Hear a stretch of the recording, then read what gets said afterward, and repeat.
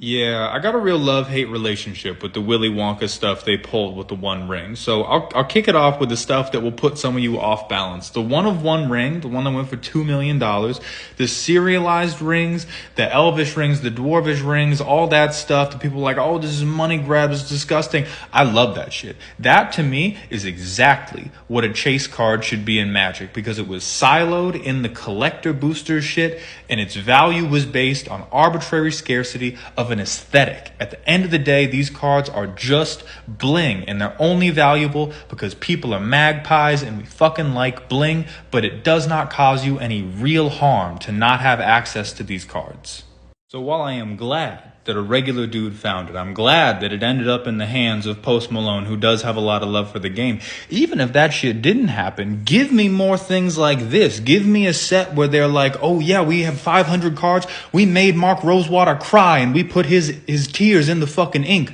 Or like, we did the foil treatments for these 100 cards with Gamer Girl bathwater. I don't give a fuck. People liked weird shit, okay? And if you tell me, oh, it made the collector booster boxes go to these prices, I've racked my brain for a reason to care about people being priced out of collecting, of having bling, and I can't fucking find one. I'm open to arguments, but like, despite what Wizards' marketing strategy would have you believe, your love for this game is not actually measured in how many different shinies you own. It's measured in the memories you've made and helped make with all your friends, and you buying a set booster instead of a collector's booster doesn't lessen that in any way.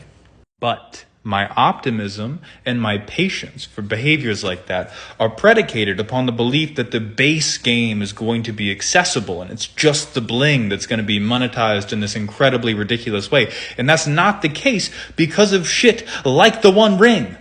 The non-gimmicky version of the One Ring is still very fucking expensive as Magic cards go. So is Orcish Bowmasters, because they're simply super powerful. They are the best options available for a bunch of decks. And motherfuckers will go like, oh, you don't have to play those cards. Like, bitch, do you realize that in a competitive setting, financial barriers to entry are not something to aspire to? They are normally a sad reality of sports where the materials to compete are very expensive. We play on cardboard. Wizards could fix this shit tomorrow if they wanted. So to be clear, the idea of these flavor-related gimmick treasure hunts, love them. More of them, please. But it has to go hand in hand with making the functional game pieces financially accessible, so there's not a multi-$100 barrier to entry to playing this game at a high level. And they're not doing it right now, but they could. Remember that as you avoid buying their shit.